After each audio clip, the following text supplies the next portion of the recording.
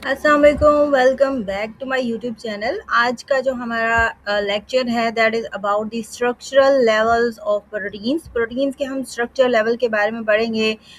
Last जो lecture था उसमें हमने प्रोटीन के स्ट्रक्चर के बारे में पढ़ा, उसकी डाइवर्सिटी के बारे में पढ़ा, उसके अंदर जो अमाइनो एसिड्स होते हैं, जो उसके मोनोमर्स होते हैं, उनके बारे में हमने डिटेल से डिस्कस किया। देन उसके बाद हमने उसके दरमियान में जो बॉन्डिंग होती है that is the peptide bonding, so उसको भी हमने डिटेल में डिस्कस किया था। और उसके बाद वो कहते हैं कि जो प्रोटीन्स के जो डिफरेंट अमाइनो एसिड होते हैं उनकी जो अरेंजमेंट होती है, उनकी जो ओरिएंटेशन होती है, ठीक है, उसकी बेस पे जो प्रोटीन है उसके डिफरेंट स्ट्रक्चरल लेवल्स होते हैं जिसके ऊपर हम उनको स्टडी कर सकते हैं। So we will move from simple to complex. जो सबसे सिंपलेस्ट जो स्ट्रक्चर होता है प्रोटीन का that is the primary structure. Then उसके बाद होता है secondary structure, then tertiary and then quaternary structure. ठीक है, तो वन बाय वन हम सारे लेवल्स, स्ट्रक्चर लेवल्स को डिस्कस करेंगे। So what is the structure levels of proteins? Proteins show a wide range of diversity. They can be simple linear chains of amino acid or complex structures found by modification in those linear chains. ठीक है, basically जो protein बनती है वो amino acid की एक simple linear जो है वो लीनियर फॉर्म में जो है वो अमाइनो एसिड एक दूसरे के साथ जुड़ते रहते हैं, एक लॉन्ग चेन बन जाती है। देन उसके बाद जो है वो उसके अंदर जो है वो मजीद मॉडिफिकेशन की जाती है, जो कि गोल्जी अपरेटस में हमने पढ़ा था कि प्रोटीन्स और लिपिड्स को मजीद मॉडिफाई किया जाता है। ठीक है, तो वो उनके स्ट्रक्चरल कंपोनेंट्स को, उसके जो हमारे पास लीनियर चेन्स होती है उसको मजीद जो है फोल्डिंग या अनफोल्डिंग या मजीद जो है वो उसको जो है वो कॉम्प्लेक्स जो है वो बनाया जाता है, उसको एक उसके स्ट्रक्चरल फॉर्म में लेकर आया जाता है जिसके अंदर वो क्या हो जाती है, बिल्कुल एक्टिव हो जाती है। ठीक है, तो प्रोटीन का जो स्ट्रक्चर है, जो उसकी एक्टिविटी है, वो उसके स्ट्रक्चर पे बहुत ज़्यादा डिपेंड करती है। ये हम पढ़ चुके हैं लाइक दैट ऑफ एंजाइम्स। ठीक है, अगर एंजाइम्स जो है वो प्रोटीन्स होते हैं, अगर उनके स्ट्रक्चर कंपोनेंट में या स्ट्रक्चर में थोड़ा सा भी जो है वो आगे पीछे हो जाए तो वो फंक्शनल नहीं रहती है। तो इसी तरह से प्रोटीन्स भी हैं, उनका स्ट्रक्चर जो है वो बहुत ज़्यादा इंपॉर्टेंट है। सो इन्हीं लेवल्स को हम वन बाय वन डिस्कस करते जाएंगे एंड आप होपफुली आप लोगों को समझ आ जाएगी। तो कंप्लीट लेक्चर आप लोगों ने लाजमी लेना है। और अभी तक अगर आप लोगों ने चैनल को सब्सक्राइब नहीं किया है तो काइंडली आप चैनल को सब्सक्राइब जो है वो ज़रूर कीजिएगा। सो नेक्स्ट है हमारे पास द स्ट्रक्चर लेवल। तो फर्स्ट जो हमारा स्ट्रक्चर लेवल है प्रोटीन का that is the primary structure. What is the primary structure? The primary structure of a protein molecule is formed by the linear arrangement of amino acids. Simply जो amino acid एक दूसरे के साथ जुड़ते रहते हैं, लॉन्ग चेन बनाते हैं, उसी linear arrangement को हम क्या कहते हैं, प्राइमरी स्ट्रक्चर ऑफ प्रोटीन्स कहते हैं। ठीक है, it represent the number and sequence of amino acid molecule in a peptide chain. ठीक है, किसी भी कॉम्प्लेक्स जो स्ट्रक्चर होता है उसको हम स्ट्रेट चेन में ले आएँ एंड उसके अंदर जो नंबर ऑफ अमाइनो एसिड है उसको काउंट कर लें एंड उसके अंदर जो उसकी सीक्वेंस होती है एक अमाइनो एसिड की उसको देखें, तो वो जो स्ट्रक्चर है वो क्या कहलाता है, हमारे पास प्राइमरी स्ट्रक्चर कहलाता है। All protein molecule whether simple और कॉम्प्लेक्स है स्पेसिफिक प्राइमरी स्ट्रक्चर। तो उनका जो मतलब चाहे जितनी भी कॉम्प्लेक्स हो, उनका जो स्ट्रक्चर है वो जितना भी चाहे कॉम्प्लेक्स हो नज़र आने में, लेकिन अगर हम देखें बेसिकली तो उसका जो स्ट्रक्चर होता है वो प्राइमरी स्ट्रक्चर से ही स्टार्ट होता है। वही प्राइमरी स्ट्रक्चर जो है वही नंबर ऑफ प्रोटीन्स और नंबर ऑफ अमाइनो एसिड और सीक्वेंस जो उसकी है, ठीक है, वो पॉलीपेप्टाइड चेन होती है, वही जो है वो इंटरवोवन होकर एक कम्प्लेक्स स्ट्रक्चर जो है बना रही होती है। तो मीन्स जो प्राइमरी स्ट्रक्चर है वो हर प्रोटीन का होता है। ठीक है, उसी हर प्रोटीन का हम देख सकते हैं। फॉर एग्जाम्पल, दो एग्जाम्पल यहाँ पर कोड की गई हैं। Number 1 insulin and haemoglobin. इन्हीं एग्जाम्पल को हम पीछे भी हम डिस्कस करते आए हैं। सो वो एज अ प्राइमरी स्ट्रक्चर हम इनको अब डिस्कस करेंगे। तो इंसुलिन हमारे पास एक प्रोटीन है और इसके अंदर जो है वो दो पॉलीपेप्टाइड चेन्स होती हैं और वो दो पॉलीपेप्टाइड चेन्स जो है वो एक दूसरे के साथ जो है वो हाइड्रोजन बॉन्डिंग के जरिए या जो सल्फर है उनके दरमियान जो बॉन्डिंग होती है, ठीक है, प्रोटीन्स की, ठीक है, उसके दरमियान बॉन्डिंग की वजह से एक दूसरे के साथ जुड़ी हुई होती हैं। ऐसा दोनों स्मॉलर चेन है, दोनों ही लीनियर चेन स्ट्रक्चर है। ये इसका क्या होता है, प्राइमरी स्ट्रक्चर हो गया। दो चेन्स होती है, इसको एक को हम अल्फा कहते हैं, दूसरी को बीटा कहते हैं। अल्फा चेन में 21 अमाइनो एसिड होते हैं और उनकी नंबर भी स्पेसिफिक होता है और अमाइनो एसिड की जो सीक्वेंस होती है वो भी स्पेसिफिक होती है। और जो बीटा चेन है उसमें कितने अमाइनो एसिड होते हैं, 30। तो टोटल जो इंसुलिन है उसके अंदर 51 अमाइनो एसिड होते हैं। The primary structure of insulin reveals that it is compose of two polypeptide chain. ठीक है, एक कम्प्लेक्स स्ट्रक्चर होता है, लेकिन जब इसके स्ट्रक्चर को डिस्कस किया गया, ठीक है, उसको जो है वो देखा गया माइक्रोस्कोप के नीचे के एक्चुअली में इंसुलिन है क्या, तो पता चला कि उसका जो प्राइमरी स्ट्रक्चर है, जो कि जिस चीज़ से वो बनी हुई है, जहाँ से उसका स्ट्रक्चर स्टार्ट हुआ था, तो उसमें दो पॉलीपेप्टाइड चेन्स आती हैं। Number one is alpha, that is the smaller chain and has 21 amino acid, and the second one is the longer beta chain and that is made up of 30 amino acids. Then उसके बाद है haemoglobin. ठीक है, second example है similarly the primary structure haemoglobin का एक quaternary structure होता है, एक कम्प्लेक्स स्ट्रक्चर होता है, बहुत सारी चार जो इसकी चेन्स होती हैं वो जो है वो बहुत ज़्यादा कम्प्लेक्स फोल्डेड फॉर्म में जो है मौजूद होती हैं। लेकिन अगर इसका भी अगर हम प्राइमरी स्ट्रक्चर देखें तो इसके अंदर कितनी चेन्स आ जाती हैं, 4 पॉलीपेप्टाइड चेन्स आती हैं, 2 अल्फा एंड 2 बीटा। दो जो अल्फा चेन है उनके अंदर 141 अमाइनो एसिड होते हैं दोनों चेन्स में। ठीक है, अलग अलग दोनों चेन्स में अमाइनो एसिड होते हैं। देन उसके बाद बीटा चेन, ठीक है, एक बीटा चेन में 146 अमाइनो एसिड होते हैं। ठीक है, तो टोटल हम काउंट कर लेंगे, ठीक है, कि इसके अंदर कितने अमाइनो एसिड होते हैं, बट हम बेसिकली इसका प्राइमरी स्ट्रक्चर देख रहे हैं। तो हेमोग्लोबिन का जो प्राइमरी स्ट्रक्चर है उसके अंदर फोर पॉलीपेप्टाइड चेन आती है, 2 अल्फा एंड 2 बीटा।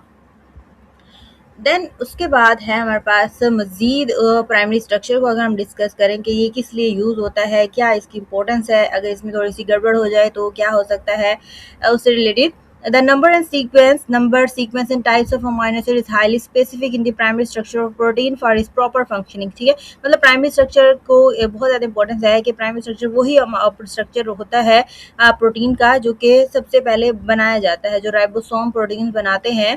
ठीक है, उनको एक स्ट्रेट चेन में जो है वो जोड़ते रहते हैं। ठीक है, उस टाइम पे उनकी जो नंबर है, उनका जो सीक्वेंस है, उनकी जो टाइप है अमीनो एसिड की, वो क्या होती है, हाईली स्पेसिफिक होती है, और उसी टाइम पे ये चीज़ डिसाइड की जाती है कि नेक्स्ट जो प्रोटीन बन रही है वो क्या प्रोटीन बनेगी और उसने आगे जाके क्या काम करना है। उसी वही जो चीज़ होती है वो प्राइमरी स्ट्रक्चर ही डिसाइड करता है कि वो जो प्रोटीन है वो फंक्शनल है या नहीं है। ठीक है, अगर उसमें भी थोड़ी सी भी गड़बड़ हो जाए नंबर ऑफ सीक्वेंस और टाइप में अमीनो एसिड की, ठीक है, तो उसके लिहाज से भी जो प्रोटीन है वो नॉन फंक्शनल हो जाती है। The specificity is determined by the order of nucleotide in DNA. ठीक है, सो अगर प्रोटीन के अंदर जो अमीनो एसिड है उसकी नंबर, सीक्वेंस और टाइप्स जो स्पेसिफिक है, तो वो किसकी वजह से स्पेसिफिक होती है, जो डीएनए के अंदर न्यूक्लियोटाइड्स की जो एक सीक्वेंस होती है वही जो है वो डिसाइड कर रही होती है कि कौन सा अमीनो एसिड जुड़ेगा, तो बेसिकली डीएनए। ठीक है, any change result in abnormal protein that fails to carry out this function. ठीक है, अगर उसे डीएनए में ही मसला है, उसका वो जो न्यूक्लियोटाइड है, ठीक है, अगर उसके अंदर ही मसला है, जो उसके अंदर मौजूद कोड्स हैं, कोडॉन्स हैं, अगर उसमें कोई मसला आ गया है तो आगे जो प्रोटीन है, जो अमीनो एसिड जुड़ेंगे वो भी गलत जुड़ जाएंगे, तो पूरी प्रोटीन जो है वो क्या हो जाएगी, ख़राब हो जाएगी। So any change result in abnormal protein that fails to carry out its normal function. ठीक है, सो होपफुली आप लोगों को एक प्रोसेस समझ आ रहा होगा कि हमारे डीएनए के अंदर जो जीन्स की सीक्वेंस होती है वो डिसाइड करती है प्रोटीन के अंदर अमीनो एसिड की सीक्वेंस को। ठीक है, सो बेसिकली अगर डीएनए में किसी एक न्यूक्लियोटाइड में भी फर्क आ जाता है, ठीक है, जैसे ये न्यूक्लियोटाइड्स होते हैं एडनीन, ग्वानिन, थायमीन, साइटोसिन। ठीक है, अगर इनमें से कोई एक भी आगे पीछे हो जाता है तो वो जो अमीनो एसिड है वो क्या हो जाएगा, चेंज हो जाएगा। ठीक है, सो उस वजह से क्या हो जाएगा, पूरी जो प्रोटीन है वो उसका जो फंक्शन है वो ख़राब हो जाएगा। फॉर एग्जांपल यहाँ पर एक बहुत ही इंपॉर्टेंट एक चीज़ है, एक बीमारी है जो अक्सर जो है हो जाती है, that is sickle cell haemoglobin या सिकल सेल एनीमिया भी हम इसे कहते हैं। इस form by a mistake in the arrangement of only one amino acid in the position 6 in each beta chain. ठीक है, जो प्राइमरी फंक्शन होता है, प्राइमरी स्ट्रक्चर होता है उस हेमोग्लोबिन का, उसमें बीटा चेन, ठीक है, बीटा चेन में भी, दोनों बीटा चेन में से 6 नंबर पोजीशन पे जो एक अमीनो एसिड होता है उसकी अरेंजमेंट ख़राब हो जाती है, जिसकी वजह से पूरी हेमोग्लोबिन क्या हो जाएगी, ख़राब हो जाएगी। ठीक है, तो 574 तकरीबन इसके अंदर अमीनो एसिड होते हैं। 574 में से अगर एक अमीनो एसिड भी गलत जुड़ गया है तो वो पूरी हेमोग्लोबिन क्या हो जाती है, नॉन फंक्शनल हो जाती है। दैट इज देखिए यहाँ पर है बीटा चेन है। यहाँ पर अगर हम देखें नॉर्मल हेमोग्लोबिन में बीटा चेन में नंबर 6 पे जो अमीनो एसिड होता है वो क्या होता है, हमारे पास ग्लूटामिन होता है। ठीक है, अगर यहाँ पर ग्लूटामिन की जगह यहाँ पर क्या जुड़ जाए, वैलिन। ठीक है, सिर्फ एक अमीनो एसिड, एक न्यूक्लियोटाइड गलत होने की वजह से यहाँ पर ग्लूटामिन की जगह क्या आ जाता है, वैलिन आ जाता है। बाकी सारे जो है वो आगे अमीनो एसिड और पीछे भी सारे सही होते हैं, लेकिन जस्ट ग्लूटामिन चेंज हो जाता है वैलिन की वजह से, जिसकी वजह से ये जो हेमोग्लोबिन है वो नॉन फंक्शनल हो जाती है। ठीक है। तो उसका जो नॉर्मल काम है ऑक्सीजन की ट्रांसपोर्ट करना, वो ये काम जो है वो नहीं कर पाएगी। दैट इज़ दी हमारे खून में ऑक्सीजन की कमी हो जाएगी। सो इसी चीज़ को हम क्या कहते हैं, एनीमिया कहते हैं। Due to sickle cell haemoglobin red blood cells get sickle shapes and, ठीक है, वो राउंड शेप से किस शेप में आ जाते हैं, सिकल शेप आ जाते हैं, हाफ मून की शेप बना देते हैं। इसी को हम क्या कहते हैं, इसीलिए हम इसको सिकल सेल एनीमिया कहते हैं। An abnormal haemoglobin can not transport sufficient oxygen, this disease is known as sickle cell anaemia. Hopefully आप लोगों को ये सारा प्रोसीजर समझ आ गया होगा। ठीक है। तो ये जो है अमाइनो एसिड की सीक्वेंस खराब हुई है, किस वजह से हुई है, क्योंकि डीएनए के पास जो मैसेंजर आरएनए आया था, डीएनए ने जो मैसेंजर आरएनए बनाया था, ठीक है, उसके सीक्वेंस में जो है वो क्या आई थी, खराबी आई थी। ठीक है, जिसकी वजह से यहाँ से अमाइनो एसिड गलत जुड़ गया। सिर्फ एक अमाइनो एसिड गलत जुड़ने की वजह से पूरा हेमोग्लोबिन का स्ट्रक्चर खराब हो गया है, रेड ब्लड सेल का स्ट्रक्चर खराब हो गया, ऑक्सीजन की ट्रांसपोर्ट सफिशिएंट नहीं हो रही है। तो ये जो बीमारी है क्या कहलाती है, सिकल सेल एनीमिया। तो इसीलिए कहते हैं कि जो नंबर, सीक्वेंस और टाइप्स ऑफ अमाइनो एसिड होती है वो बहुत ही ज़्यादा स्पेसिफिक होती है। There are over 10,000 protein in the human body, हमारे बॉडी में तकरीबन 10,000 प्रोटीन मौजूद हैं। And each of these has its specific primary structure, और हर एक प्रोटीन का एक स्पेसिफिक प्राइमरी स्ट्रक्चर है, उसके अंदर स्पेसिफिक नंबर और सीक्वेंस भी सेम है, और अमाइनो एसिड की जो टाइप है वो भी सेम है। ठीक है। 10,000 से ज़ायद प्रोटीन जो है हमारी बॉडी में है, उन सब का जो number of amino acid, sequence, type सब जो है वो क्या आती है, स्पेसिफिक होती है। किसी एक में भी अगर गड़बड़ हो गई, आगे पीछे हो गया, तो हमारी जो प्रोटीन है वो नॉन फंक्शनल हो जाएगी, और फिर उससे डिफरेंट टाइप्स की डिसीजेज जो है वो हो सकती है। सो प्राइमरी स्ट्रक्चर हमारा कंप्लीट हो गया है, जिसमें हम क्या देखते हैं, प्रोटीन के अंदर जो अमाइनो एसिड की सीक्वेंस है, नंबर है, टाइप है, उसको डिस्कस करते हैं। देन उसके बाद आ जाती है बॉन्डिंग, फोल्डिंग ऑफ प्रोटीन्स आ जाती है। तो फोल्डिंग ऑफ प्रोटीन्स के का जो पहला स्ट्रक्चर होता है वो कौन सा होता है, हमारे पास सेकेंडरी स्ट्रक्चर होता है। इन मैनी प्रोटीन्स फोल्डिंग और coiling pattern occur with in a polypeptide chain, एक ही पॉलीपेप्टाइड चेन जो उसकी होती है, ठीक है, उसके अंदर क्या होती है, फोल्डिंग और क्वाइलिंग शुरू हो जाती है, जिसको हम क्या कहते हैं, बीटा स्ट्रक्चर या हम सेकेंडरी स्ट्रक्चर कहते हैं।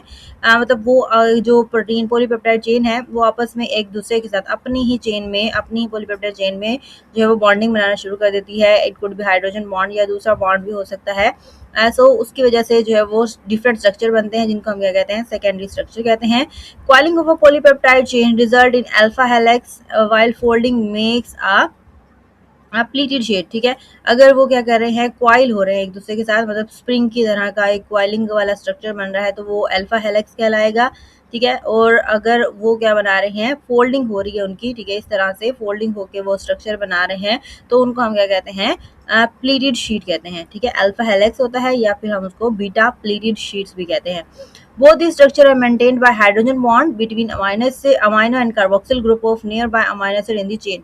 ठीक है, दोनों ही स्ट्रक्चर जो है वो किस वजह से बन रहे होते हैं, उनके अपने ही चेन के अंदर, पॉलीपेप्टाइड चेन में जो कार्बोक्सिल ग्रुप है और जो अमाइनो ग्रुप है, उन दोनों के दरमियान में क्या होती है, बॉन्डिंग, हाइड्रोजन बॉन्डिंग जो है वो बनना स्टार्ट हो जाती है, जिसकी वजह से अल्फा हेलिक्स या फिर बीटा प्लेटेड शीट जो है वो बनना शुरू हो जाती है। ठीक है, तो यही चीज़ें हमने याद रखनी है। सेकेंडरी स्ट्रक्चर में क्या होता है कि जो पॉलीपेप्टाइड चेन होती है, एक ही प्रोटीन के अंदर जो एक पॉलीपेप्टाइड चेन है, उनकी आपस में ही हाइड्रोजन बॉन्डिंग जो है वो बनना शुरू हो जाती है, जिसको हम क्या कहते हैं, सेकेंडरी स्ट्रक्चर कहते हैं। दो टाइप के सेकेंडरी स्ट्रक्चर हो सकते हैं, that is alpha helix and second one is the pleated sheet.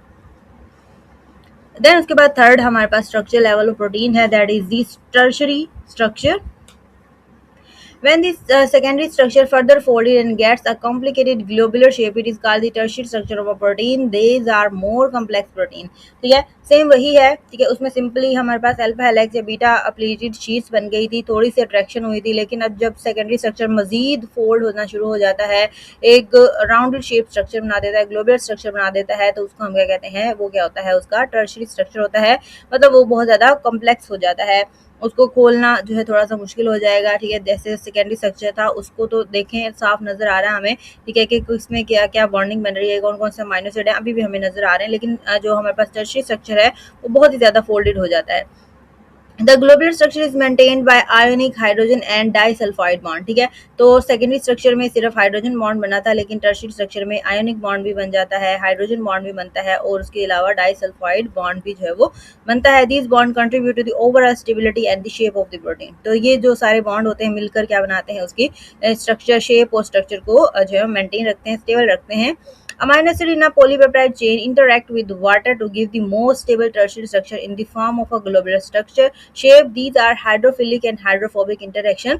तो ये जो tertiary structure होता है प्रोटीन वाटर के साथ रिएक्ट करके मजीद अपने आप को थोड़ा सा स्टेबलाइज कर लेता है एंड दीज रिएक्शन इंटरेक्शन जो है वो हाइड्रोफोबिक भी हो सकते हैं, हाइड्रोफिलिक भी हो सकते हैं।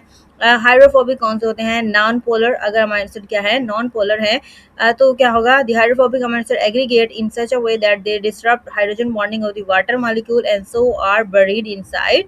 ठीक है, तो वो जो हाइड्रोफोबिक है, हाइड्रोफोबिक है, पानी के साथ रिएक्ट नहीं करते बल्कि वो क्या हो जाते हैं, उसके अंदर जाके जो है वो बैठ जाते हैं, buried inside.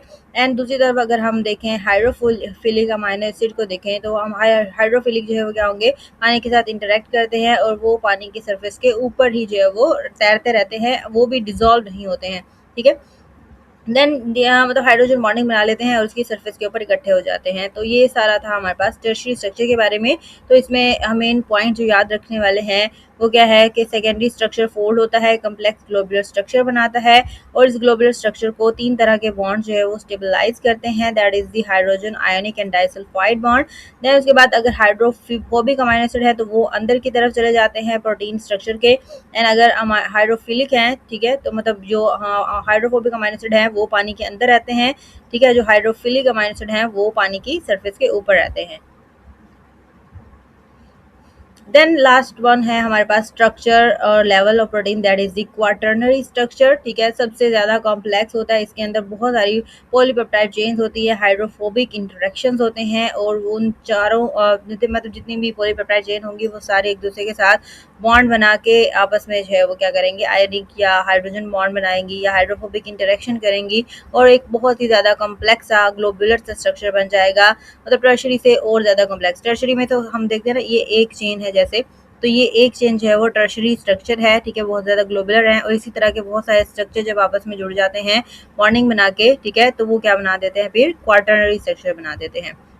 When two or more polypeptide chains with tertiary structure are held together by hydrophobic interactions, hydrogen bond and ionic bond, they form most complex proteins. This aggregation of tertiary structure makes the quaternary structure. ठीक है, मतलब बहुत सारे tertiary structure ही आपस में जुड़ जाते हैं बॉन्डिंग बना के, तो उसको हम क्या कहते हैं, क्वाटर्नरी स्ट्रक्चर कहते हैं।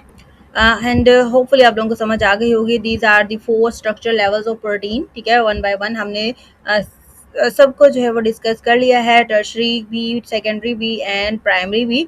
तो टर्शरी और क्वार्टरली तो छोटा सा टॉपिक है, ठीक है, सेकेंडरी भी छोटा है, प्राइमरी भी थोड़ा सा ज़्यादा है बस, लेकिन सिंपल सा है क्योंकि हमने जो है वो क्या देखना था, इसका पूरा ओवरऑल देखना था कि इसको स्पेसिफिसिटी की एग्जांपल उन्होंने दी।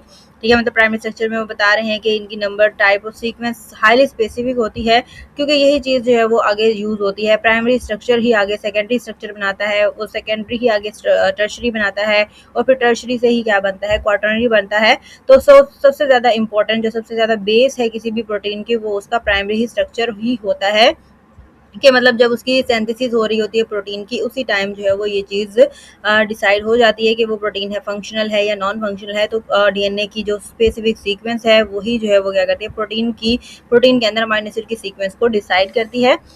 सो ये थे हमारे पास इसके structure levels of protein. Hopefully आप लोगों को समझ आ गई होगी। अपनी टीचर को दीजिए इजाज़त, मिलते हैं आप लोगों से नेक्स्ट लेक्चर में। एंड जाते जाते चैनल को सब्सक्राइब लाजमी कीजिएगा। Thank you so much.